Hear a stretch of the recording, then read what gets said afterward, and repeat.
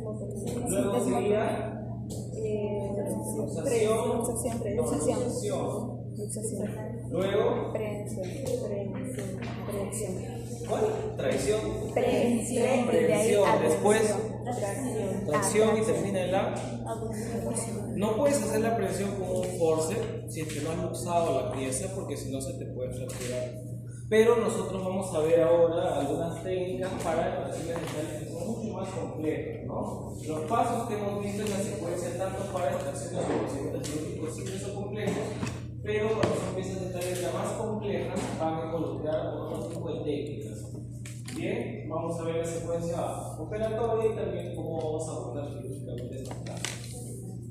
Yo voy a tener primero que entender algunos factores que pueden asociar un caso para que mi cirugía sea más compleja. Por ejemplo, tenemos alergia a los anestésicos locales, entre ellos clásicos tenemos alergia a la lidocaína o lidocaína con base constructor, y podemos en este caso utilizar otro tipo de componentes anestésicos para poder realizar mi cirugía. También puedo tener pacientes con limitación de la apertura bucal.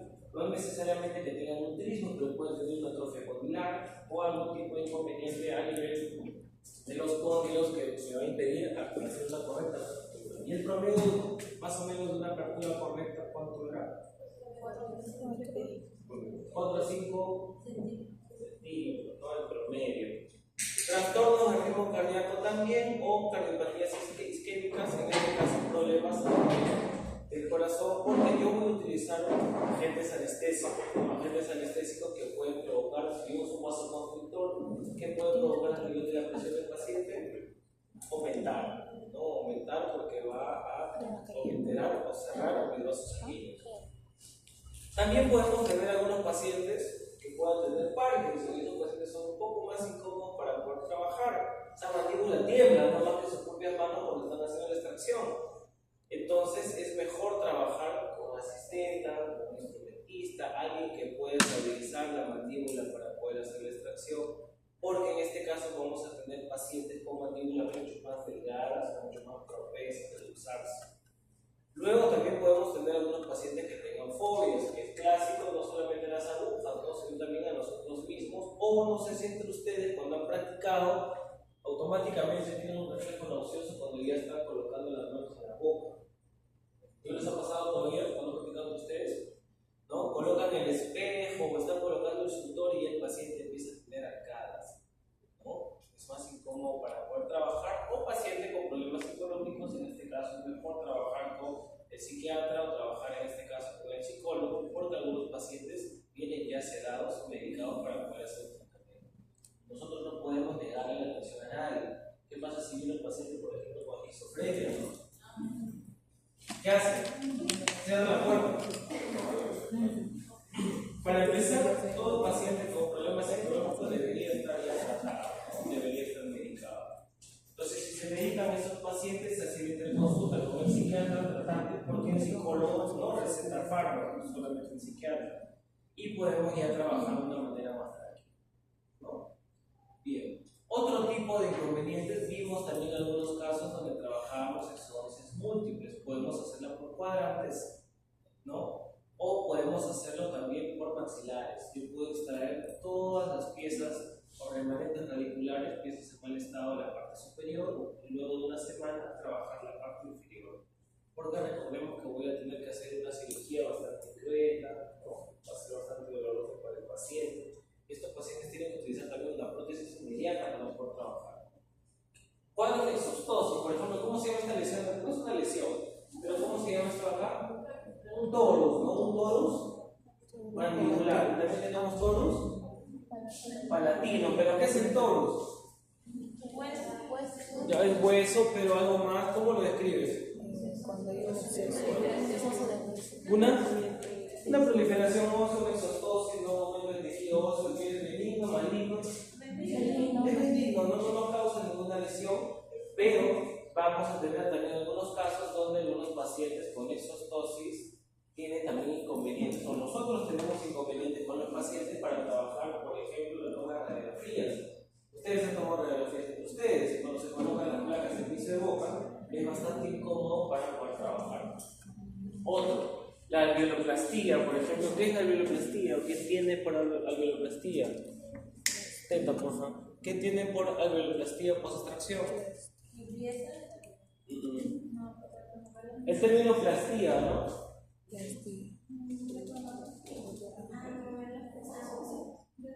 Remover las crestas óseas. No remover, pero regularizar. ¿No? Cuando, por ejemplo, ustedes hoy día, cuando hagan las extracciones, por ejemplo, hacen estas extracciones seriadas y van a ver las crestas bastante irregulares. Entonces, ¿qué es lo que pasa? Ustedes van a tener que hacer una regularización del reborde óseo. Ese reborde van a tener que nivelarlo, ¿no? Porque puede estar irregular en el momento de la cicatrización y vamos a tener inconvenientes con el paciente cuando tenga ya la reparación. Otro tipo de inconvenientes que podamos encontrar: raíces mal formadas, geminadas o dilaceradas, ¿no? Miren estas piezas dentarias, no parece que está bailando. Entonces vamos a tener mayor retención al momento de hacer extracción. Probablemente acá sí voy a tener que hacer una obstrucción o probablemente una osteotomía para poder retirarlos. Piezas también que están en mala posición o dientes supernumerarios, o piezas con patologías maxilares donde tenemos incluso más propensa la mandíbula a tener una fractura mandibular, ¿no? Y ahí yo tengo que estabilizar la mandíbula. Es muy propensa que esta mandíbula se fracture cuando yo tengo piezas dentarias comprometidas con alguna patología, como por ejemplo un clásico, la osteomielitis. Otro punto también, los restos radiculares. A veces veo uno este diente y dice: mira, recontra fácil, ya el diente hay, ¿no? Pero ¿cuál es el inconveniente? Acá ustedes ven un cono eutapercho, ¿no? Entonces eso significa que la pieza tiene endodoncio. Y la pieza con endodoncio normalmente sufre una anquilosis, no hay irrigación sanguínea. Entonces la pieza dentaria está mucho más anclada al tejido óseo, por lo tanto luxarla es un poco más complicado, más complejo, pero también se puede realizar por vía cerrada o por vía abierta. Pero son situaciones donde yo voy a tener ya un poco más de complejidad en mi caso clínico. ¿Cuáles son las etapas si yo voy a abordar un caso como el que estamos viendo hace poco? Primero yo voy a trabajar la incisión. Eso quiere decir que yo voy a levantar un colgajo, ¿no? Miren, voy a levantar un colgajo con diversas descargas. Hay una clase de colgajos que vamos a ver, pero en este caso vamos a ir por las etapas. Respecto a la incisión, va a nivel del surco gingivo-dentario con una o dos descargas que generalmente son vestibulares. Por ejemplo, acá tenemos un colgajo con una descarga y acá tenemos una con dos, para poder exponer el tejido óseo y poder abordar mi procedimiento quirúrgico para visualizar la raíz. Miren, acá por ejemplo tenemos otros tipos de colgajo. Acá por ejemplo tenemos un resto radicular y podemos retirarlo por vía cerrada o por vía abierta. Si fuera por vía cerrada, yo voy a intentar retirarlo con una fresa quirúrgica probablemente, o voy a tratar de retirarlo con un botador delgado o un elevador delgado. Pero si no puedo retirarlo por vía cerrada, voy a tener que hacerlo por vía abierta. Y por vía abierta ya involucra hacer una incisión, hacer dos liberantes o dos descargas adyacentes a la pieza que voy a retirar, y luego haré probablemente una osteotomía hasta retirar la raíz. Obviamente el postoperatorio es más incómodo para el paciente, es más doloroso y demás, pero a veces es necesario para retirar la raíz. Por ejemplo, acá imaginémonos que tenemos acá un cuadro de una pericornalitis, pero tenemos ya el proceso de erupción de la tercera molar inferior. Y no la vemos.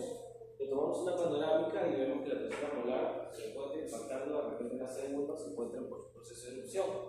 Entonces yo voy a hacer una incisión festoneada, porque sigue el festón lineal, para exponer el tejido y poder visualizar la tercera molar. ¿Cuándo se hace más compleja la extracción? Cuando yo hago mi colgajo y no veo el diente. Ustedes ven hueso. ¿Y luego qué tienen que hacer? Una osteotomía. Y probablemente después, ¿qué tienen que hacer? Una ontosección. En el peor de los casos, o en el mejor de los casos, ustedes exponen el epitelio y ahí ustedes van a visualizar la corona para poder hacer la extracción. Entonces, nosotros habíamos visto que vamos a retirar el colgajo, vamos a levantar este colgajo para exponer la raíz que se encuentra retenida o se encuentra incluida. ¿Cómo lo vamos a hacer? Con un periostótomo Vamos a levantar el colgajo procurando no desgarrar ni traumatizar a los largos. Porque muchas veces el problema que tenemos es que desgarramos el epitelio y el inconveniente para suturar, ¿no? Quieren pasar su aguja para poder suturar y ya está totalmente desgarrado el tejido. Entonces, ¿qué tengo que hacer? Hacer un colgajo más extenso para que con un tejido más sano y que no esté roto el epitelio pueda volver a suturar y cerrar la herida. Ahora, nosotros habíamos visto también diversos tipos de leras, ¿no? Teníamos Pritchard, B24 y Moll, y una de las más conocidas, ¿no? Estas negras se van a poder levantar el colgajo y retirar todo el periósteo que está por encima de la entrada externa cuando levanta el colgajo, ¿no? Miren acá, por ejemplo, tenemos el levantamiento del epitelio con algunas negras para poder diseñar correctamente el colgajo. Una vez que yo levanto mi colgajo, voy a trabajar una ostectomía o también llamada osteotomía. ¿En qué consiste? En eliminar el hueso alveolar, que es el principal objetivo de la extracción quirúrgica. Claro, por ejemplo, he levantado mi colgajo, ¿no? Y luego tengo el tejido óseo. Ahora, este tejido óseo no lo van a hacer con una uña, con un alveolótomo, no lo van a poder retirar. Tampoco con una lima para hueso, imagínense acá estar limando, ¿no? Y la hacen de causar todo el hueso. Entonces necesitamos trabajar con una fresa quirúrgica para remover todo el tejido que está a nivel de la parte externa de la raíz. Eliminamos la cortical externa, generalmente suprime el factor principal de la retención del diente en su alveolo, y retiramos el tejido óseo suficiente para conseguir un buen apoyo para los botadores. Este es por vía abierta. Este es un caso, por ejemplo, si tuviéramos un remanente radicular que no podemos extraer. Acá tenemos ya una tercera molar, ¿no? Acá tenemos una tercera molar. Se levanta un colgajo, se hace una incisión gestoneada lineal, se levanta el colgajo y yo lo que voy a hacer es eliminar la retención de mi corona, de mi tercera molar, con el tejido óseo con una fresa quirúrgica y carburo posterior.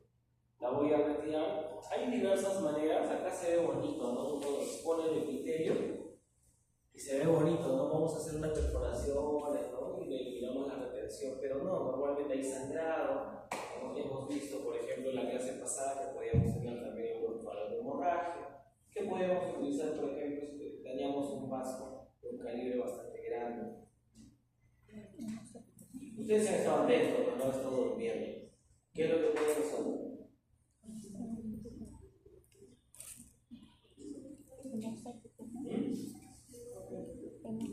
Un hemostático como por ejemplo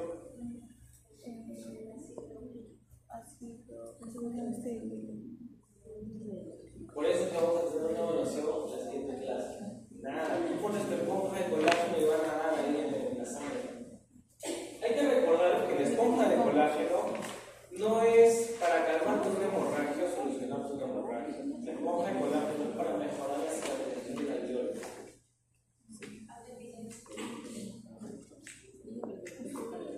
Bien, pero un examen, listo.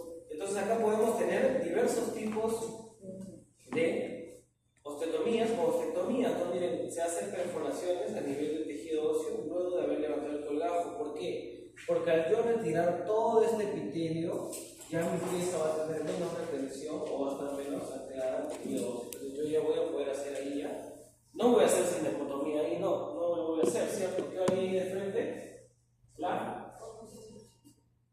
O sea, ustedes retiran, hacen el colgajo, exponen el epitelio, hacen la osteotomía o osteotomía. Y luego ¿qué hacen? La luxación, claro, tienen que luxar el diente, ya está expuesto el diente. ¿Qué cinepotomía van a hacer si no hay acá fibras a nivel del epitelio, por ejemplo, del tejido blando, ¿no? Entonces el hueso? Y también tenemos algunas fresas, como las fresas quirúrgicas o fresas de cirugía que tienen una angulación. Porque ustedes se van a dar cuenta más adelante cuando hagan procedimientos quirúrgicos que el paciente tiende a cerrar un poco la boca cuando estamos haciendo osteotomías o estamos haciendo osección. Por eso tenemos también, para poder usar de manera eficiente, algunas fresas anguladas para poder trabajar la osteotomía o la autosección. Pero obviamente el paciente no va a cerrar la boca, ¿no? Pero si tiende a cerrar o a hacer la apertura menos amplia, van a ser bastante cómodas para poder trabajar. Por ejemplo, ¿ustedes han visto cuántas salidas de agua tienen sus piezas de mano? han comentado algo de eso? ¿O le dijeron cómo necesitan la lista de materiales? ¿Le dijeron algo de eso, dice hermano? ¿Se han fijado cuántas salían de agua de dice hermano? ¿Cuántas tienen? Las tuyas tienen 3. ¿Alguien tiene otro número? ¿No? Cuando ustedes compran la pieza de mano, esta es la pieza de mano. Si ustedes hacen una vista frontal, la pieza de mano, y hay diversos. Acá tenemos diversos: 1, 2, 3.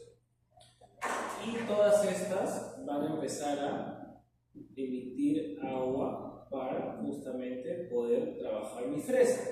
Pero puede también de que yo tenga solo con una salida de agua, o puede que tenga con 2, o puede que tenga con 5, que a mí personalmente no me gusta porque lleva demasiada agua. Básicamente es bueno que tenga 3 salidas de agua, ¿no? Porque a veces tiene una sola y dice: doctora, esta pues es lo máximo. Lo único que le dicen como es, todos los doctores me llevan esto. Entonces han escuchado. Y está en oferta, y tiene una sola salida, ¿no? Entonces es una pieza de mano que probablemente no te va a dar una buena reacción, ¿no? Cuando ya empecemos a trabajar, cuando ya ustedes empiecen a trabajar, van a ver que a veces se omitera la salida de agua, o no irriga correctamente la pieza de mano. Y de 5 salidas de agua ya es demasiado. ¿Cuántas revoluciones tiene la pieza de mano? ¿No han visto eso tampoco? ¿Cómo ya tienen pieza de mano? ¿En qué curso les han pedido pieza de mano? No hablo de eso de las piezas de mano, nada de las características de la pieza de mano. Pero ya las han usado. Y no hablo de las características de la pieza de mano. Que ahora son más de 300.000 revoluciones, ¿no? Entonces miren la cantidad de revoluciones que tiene la pieza de mano. Por lo tanto, yo voy a hacer la osteotomía de manera correcta, ¿no? Miren acá, por ejemplo, cómo estaba el tejido. Vamos a ver acá, ¿no?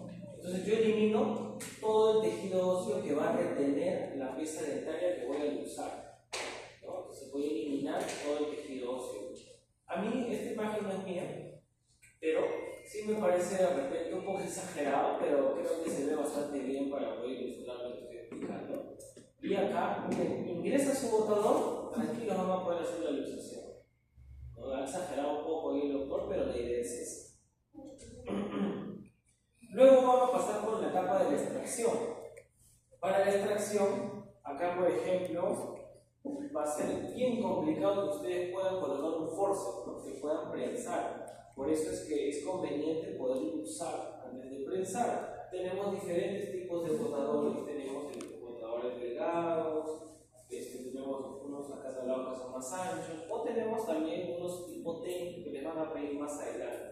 Esa T, o también llamados Winter o patas de cabra, son útiles porque van a ser una palanca. Eso quiere decir, si yo tengo, por ejemplo, mi tercera molar está angulada, yo voy a tener una pata o una angulación en mi elevador para que mi pieza salga así, ¿no? Y eso pasa porque frecuentemente las piezas dentales están muy anguladas, ¿no? Son bastante útiles para poder trabajar.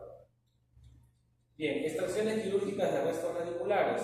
Yo puedo tener restos radiculares que estén cubiertos por un epitelio submucoso o también óseo. O por ejemplo acá, ¿no? Tenemos piezas dentales que son visibles, tenemos fracturas y por lo tanto vamos a tener probablemente que realizar una osteotomía, ¿no? Ahora, este tipo de extracciones son un poco más complicadas de realizar porque el diente va a salir totalmente fracturado. Por lo tanto, yo puedo tener por vía cerrada o por vía abierta. ¿Cómo sería por vía cerrada? Imaginemos que están haciendo la extracción de esta remanente radicular y ustedes celebran porque ven que sale parte de la raíz, pero se quedó el tercio final a nivel apical, ¿no? ¿Qué hacen? Tienen varias opciones. Por vía cerrada. La primera opción es hacer una ventana a nivel mesial o distal con una fresa quirúrgica y así poder ampliar un poco más el lecho alveolar y luego poder utilizar un elevador o un botador.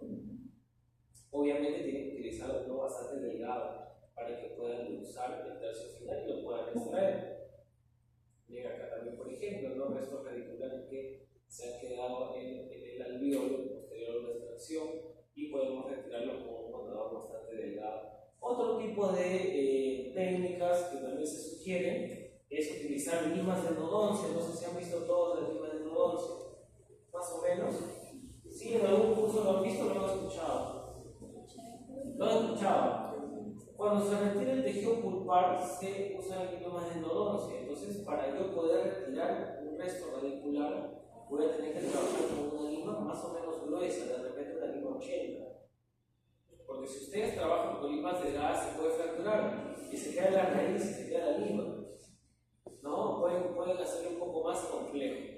O también en la literatura se demuestra que nosotros podemos utilizar una fresa. Ustedes ingresan con su pieza de mano, empiezan a trabajar, giran la fresa y se enganchan con el tercio apical. Y esto va a estimular a que se desprenda de las fibras del lecho alveolar y por lo tanto se puede extraer. En la imagen se ve bonito y se ve fácil, ¿no? Pero en boca no es así. En boca ustedes van a tratar de hacer eso probablemente con todo el epitelio así. No se ve nada, ¿no? Personalmente yo prefiero la opción A, trabajar, por eso lo puesto en ese orden, trabajarlo con fresas, ampliar un poquito el lecho y, caso contrario, trabajarlo con una lima ancha, ¿no? Porque si ustedes, por ejemplo, tratan de ingresar con una fresa para que pueda trabarse en el tercio apical, es muy probable que ustedes de repente hagan una falsa vía o estén yéndose por otro lado, ¿no? Y al final pueden lesionar o pueden partir en dos este fragmento y va a ser más complejo de poder extraer. Justo acá, este era el tema de las limas, ¿no? Miren, acá tenemos una lima de endodoncia, ¿no? Que ha retirado un tercio final en nivel del ápice. Y estos son algunos de los tamaños de limas. Mientras más pequeño el número, obviamente más delgada la lima de endodoncia. Imaginémonos que intentamos por vía cerrada. Sacó la lima, sacó las fresas, sacó todo y no sale el ápice a nivel del alveolo. Tienen que intentar una técnica abierta o de colgajo abierta.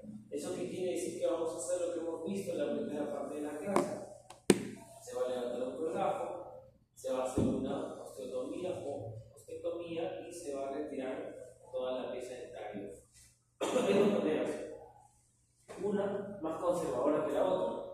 Por ejemplo, en esta de acá se hace una ventana a nivel del tercio apical, la remanente radicular, y con un botador se trata de expulsar la remanente radicular.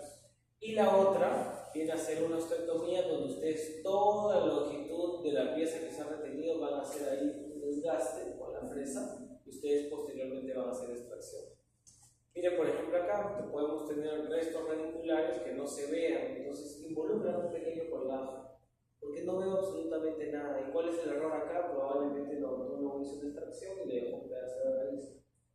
Toda esta parte se integró, se volvió a formar encía, ¿no? Todo el epitelio reparó y tenemos que hacer la extracción. Entonces tenemos que levantar un colgajo definitivamente, ¿no? Porque debajo de este epitelio vamos a tener tejido óseo, ¿no? Y debajo del tejido óseo recién vamos a encontrar el remanente radicular. Dígame.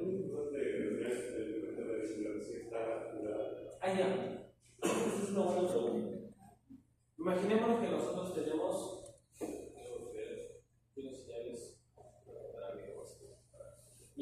acá. Imaginémonos que vamos a sacar este diente, esta 3.8. ¿Ya? Sacamos la 3.8, pero acá, por ejemplo, nosotros podemos ver de que tenemos cierta cercanía de la raíz con el nervio dentario, ¿no? Entonces ustedes tienen dos opciones. O extraen toda la pieza dentaria, o también hay una técnica que a mí no me gusta mucho, pero sí está documentada, que se llama coronectomía. ¿Qué significa? Sacar la corona y dejar la raíz. ¿Por qué? Porque la raíz probablemente te va a ocasionar un cuadro de paresthesis y te la remueve porque está cerca del dentario, ¿no? Esa es la opción, por ejemplo, si vamos a sacar terceras molares complejas. Pero si vamos a sacar, imaginémonos una pieza dentaria, imaginémonos que vamos a sacar la 3.6 y se queda el tercio final, sería bueno que le haga seguimientos al paciente, porque a veces esos restos pueden transformarse en quistes, ¿no? O puede que no, pero siempre lo ideal es tratar de hacer la extracción completa, ¿no? sino hacer un seguimiento, pero antes indicarle al paciente probablemente que es una cirugía compleja, ¿no? Que tenemos algunos riesgos, ya ustedes explicarán de acuerdo al caso.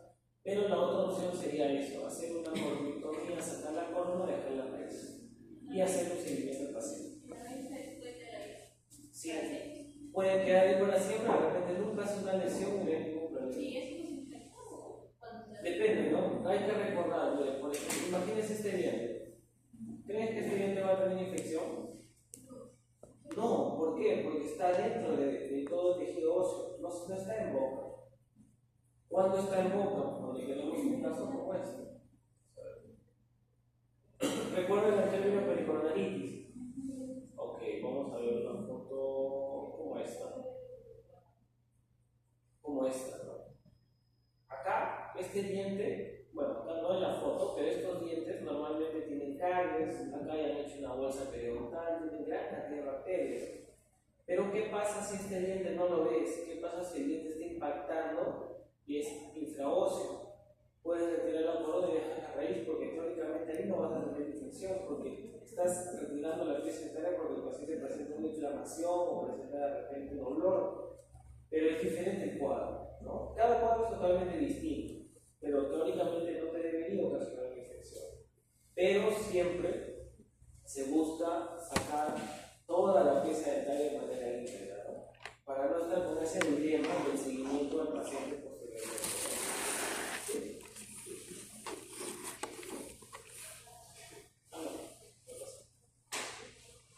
Listo. Entonces, tenemos cuidado acá.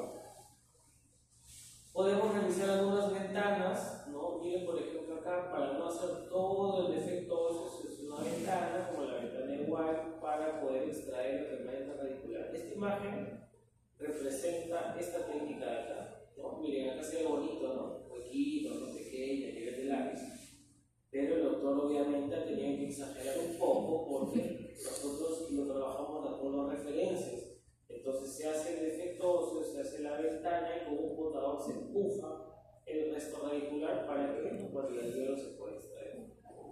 Cuando un paciente viene con restos radiculares podemos tener raíces incluidas de manera submucosa, por ejemplo, que esos son los más sencillos de trabajar.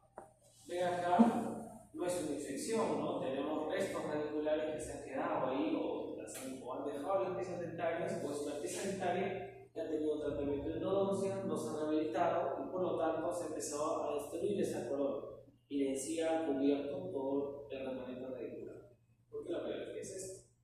Entonces se hace un pequeño colgajo, se hace las liberantes, se expone vestibular palatino y vemos nuestro remanente radicular. Estas piezas son un poco más sencillas de poder trabajar, ¿no? Ahora, lo usamos y trabajamos también con un raigonero para poder trabajar y poder extraer correctamente, pero antes se tiene que hacer la luxación. Otro punto también, puede que tengamos un paciente que viene a consulta y el paciente no tiene los restos radiculares en boca, no son visibles. Entonces, ¿qué tengo que trabajar ahí? Una osteotomía, porque está debajo del tejido óseo, ¿no? Y luego ya puedo hacer la luxación, puedo hacer todos los movimientos posteriores, o incluso trabajar con raigonero para poder extraer el remanente radicular. Ahora vamos a hablar un poco sobre la autosección. Respecto a la autosección, consiste, como su nombre indica, en seccionar los dientes a diferentes niveles y en distintos fragmentos para facilitar su extracción. Ustedes tienen que seccionar la pieza dentaria, como vimos la semana pasada, hasta eliminar toda la pared de la funda y que esta pieza dentaria salga por bloques, ¿no? Puede efectuarse dentro de una secuencia de extracción quirúrgica como osteotomía o llevarse a cabo sin la preparación de un colgajo previo aviso de sin osteotomía. ¿Por qué probablemente sin la preparación de un colgajo? Porque puede que nosotros tengamos piezas dentarias visibles. ¿Para qué van a levantar un colgajo? Hacen su osteotomía, su autosección, liberan las raíces y hacen la extracción, ¿no? Miren, por ejemplo, acá está separando y se está trabajando la autosección. Acá se va a tratar de separar en un solo sentido para poder eliminar en dos bloques esa molar, ¿no? En dientes incluidos también lo podemos utilizar con coronas muy obstruidas con ondulaciones que debilitan la resistencia de la corona. Hay que tener cuidado en la autosección también cuando tenemos piezas dentarias que tienen mucha reconstrucción, por ejemplo, una incrustación, una resina muy grande, ¿no? Porque no están dejando dientes, sino resina, ¿no? Material de reconstrucción. Entonces mi fresa ahí se va a llevar todo, ¿no? Y puedo lesionar también algún nervio, o puedo lesionar algún vaso. Importante. Entonces tenemos la autosección, ¿no? Seccionamos y retiramos por fragmentos y pieza dentaria. Y los movimientos son similares cuando nosotros hacemos la ilustración de estas piezas. Esta diapositiva es importante porque es lo que yo les estaba explicando la otra vez. Ustedes realizan la autosección y a veces uno se puede emocionar y se lleva el nervio y lo puedes seccionar. Y si lo seccionas, ¿cómo se soluciona? ¿Cómo? Claro, exactamente, ¿no? Quirúrgicamente tienes que reposicionar el nervio y por más vitamina que le des 20 años no va a cambiar enseguida porque el nervio lo ha seccionado, está dividido, ¿no? Entonces eso sí tiene que hacerlo maxilofacial, en este caso de acá, ¿no? Y acá obviamente ustedes tienen que hacer una autosección. ¿Por qué? ¿Cuál sería el error? Por ejemplo acá, que ustedes levanten un colgajo y ustedes intenten luxar el diente. Si lo luxan, ¿por dónde sale? ¿No? Es imposible porque tiene una retención. O le sacan la 7 porque sale la 8. No, ¿cierto? Entonces tienes que hacer una autosección, sacas tu primer bloque y luego vas a tener espacio para colocar un botador en el cuello a nivel cervical de la raíz y poder sacar la raíz. Por eso es importante conocer la anatomía dental. ¿Cuántas raíces tiene cada diente? Porque a veces, ¿qué puede pasar? Ustedes hacen la extracción, imaginemos que están extrayendo la pieza 1.6, suturan, celebran, pasan por caja, señor, listo, y al último se dan cuenta que justo tiene dos patitas de diente, ¿no? Oye, atrás de la raíz. Por eso también siempre toman una radiografía al término de cada cirugía, ¿no? Porque puede quedar un resto radicular ahí también en boca o a nivel de la alveola. Y la técnica sería de esta manera, ¿no? Con una fresa quirúrgica se va a seccionar completamente la raíz, dependiendo cómo nosotros querramos hacer la exodoncia, ¿no? Podemos hacer la autosección a este nivel o podemos seccionar, si estuviera vertical, a nivel de la funda, ¿no? Para que este diente salga por partes. Este video lo vamos a ver después. Dientes no evolucionados en posición ectópica. Vamos a ver. O sea, dientes que están retenidos. Miren esta pieza, ¿no? ¿Por dónde abordamos? Vamos a abordar en este caso, ¿no? Es importante conocer también nuestros límites, ¿no? Nosotros hemos visto colgajos como estos de acá.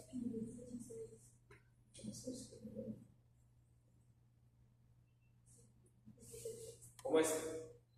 Eso quiere decir que ustedes abren un colgajo, hacen una incisión, que es creo que la clase 13, que es lineal, exponen el tejido y encuentran su corona. Pero en este caso, ustedes van a hacer su colgajo, van a levantar el colgajo y no van a ver absolutamente nada. ¿Por dónde está ese diente? Van a poner su cabeza en la del emoticón, ¿no? Del payaso. No encuentran nada, ¿no? ¿Dónde está ese diente? A nivel de la rama, ¿no? El colgajo es totalmente diferente y el abordaje es totalmente diferente. Otro punto también, vamos a ver acá. Podemos encontrar piezas que estén bastante cerca del seno maxilar, entonces es probable que me hagan una comunicación y este tipo de cirugías es mejor hacer algunas pruebas para poder ver si no he hecho una comunicación o de mejor que los casos tratar de suturar. Tratar de suturar a nivel del nervio. Acá también, ¿no? Esta es una imagen 2D obviamente, pero miren la 3.8. La 3.8, miren la corona, no está así, está así, ¿cierto? Entonces cuando ustedes levanten el colgajo, ustedes van a ver el cuello del diente y va a ser más complejo retirarlo, por eso van a tener que hacer una osteotomía o una osteotomía más cruenta o más grande a nivel vestibular, ¿no? Por eso tienen que ver bien la posición de la corona para poder abordar el caso. Pero una vez que ya le colocaron, una vez que hicieron el colgajo, ya no pueden parar, ¿no? A menos que en un ratito salgan una llamada, no va a venir otro doctor, ¿no? No es así, ¿no? Ustedes tienen que diagnosticar si están los límites o si no,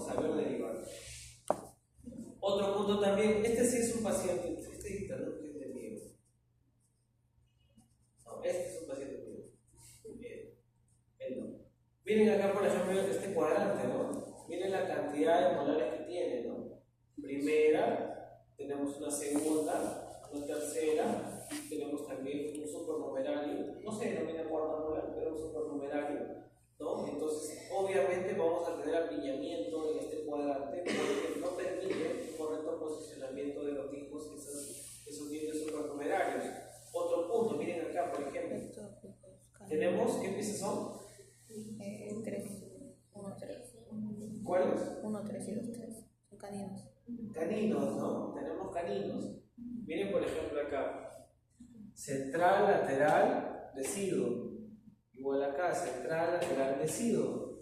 Por lo tanto, tenemos caninos retenidos. Entonces, ¿qué hacen? ¿Los sacan o no los sacan? O depende. Imaginemos que ha estudiado ya sus más de 3 años, posterior a la carrera de maxilofacial y demás. ¿Lo sacan o no lo sacan? ¿Pero es maxilofacial? ¿No lo sacan? No, porque el canino es importante de la anatomía que vaya a buscar. Entonces, ¿qué haces? Claro, en eso no se consulta con todos, ¿no? Porque si no el paciente no va a tener guía canina. Entonces, en algunas ocasiones tratamos de preservar ortodónticamente los caninos.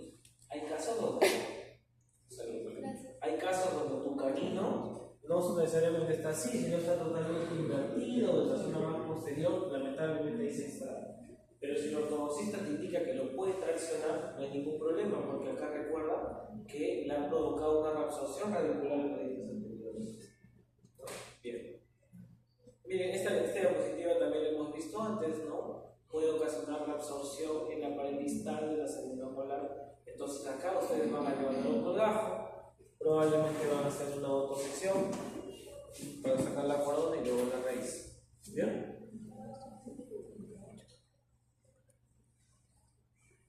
Listo. Por ejemplo acá habíamos visto, hace poco lo mencionaste, el tema de los caninos retenidos.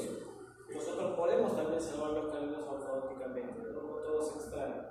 Pero para eso, obviamente, primero se hace todo el estudio, se hace la fase de alineamiento, nivelación, extraigo el canino deciduo, amplío el área para que pueda entrar mi canino permanente y luego lo puedo traccionar con un botón adhesivo y lo tracciono. ¿Cuánto demora este proceso? Probablemente más de 2 años, ¿no? Porque los movimientos de los caninos son bastante lentos, porque si no puede ocasionar necrosis. ¿Bien? Listo. Acá, por ejemplo, tenemos un canino retenido. Si no se visualiza absolutamente nada y está en una posición ectópica, tengo que levantar un colgajo para posteriormente colocarle un botón y poderlo traccionar en boca, ¿no? Como este de acá. Acá también, por ejemplo, que tenemos algunos caninos que ya están en una posición muy complicada, que ortodónticamente no es viable reposicionar. Miren la posición del canino, cómo lo llevas a este sector, ¿no? O sea, es complicado, ¿no? Por lo tanto, vamos a tener que pensar en extracción. No es lo ideal, pero hay casos donde se tiene que extraer caninos en posiciones ectópicas. Ahora, otro tipo de tratamientos en los cuales yo voy a tener una cirugía compleja es con rehabilitación. Si les llega para extracción un diente como este para poder extraer, se han acordado de mí, pero un día van a hacer la extracción y va a seguir la corona y se le va a caer la raíz. Porque esa corona, recuerden que está pegada, está cementada. Entonces, estos dientes son mejor retirarlos con el botador o con el elevador. Porque si ustedes los prensan con un force, van a sacar la corona y se me va a caer el perno junto con las raíces. ¿No? Son un poco más complejas de poder trabajar. Esto ya lo habíamos visto, remanentes radiculares, ¿no? Con endodoncia, y acá se está haciendo un colgajo para poder exponer toda la raíz y poder realizar la extracción correctamente. Eso también ya lo habíamos visto la vez pasada. Este es un diente con endodoncia que tiene incrustación. No le hicieron una corona, por lo tanto sufrió una fractura y posteriormente se tuvo que realizar la extracción dental. Como era un diente con endodoncia, se tuvo que hacer la autosección, sin embargo, que es un poco más sencillo porque el diente está fracturado, ¿no? Creo que eso lo vimos la vez pasada. Miren acá, yo empiezo a mover con el explorador Y quiero ver si se nota acá, no sé si en esta parte o en la otra. Sí, miren acá, ¿no? Se empieza a mover parte de la raíz, ¿no? Ya tiene otra sección y esa pieza yo de usarla y sacando los bloques, ¿no? Porque está totalmente fracturada. Los dientes supernumerarios o dientes en posiciones ectópicas también son complicados porque ustedes hoy día se van a dar cuenta que cuando usan el botador para hacer extracción tienen que tener cuidado para no dañar el diente adyacente al diente que estamos haciendo la extracción, ¿no? Acá un poco más de lo mismo. Por ejemplo, aquí tenemos una pieza decidua y acá tenemos una premolar permanente, ¿no? A veces tenemos pacientes pediátricos que pueden tener un retraso de evolución.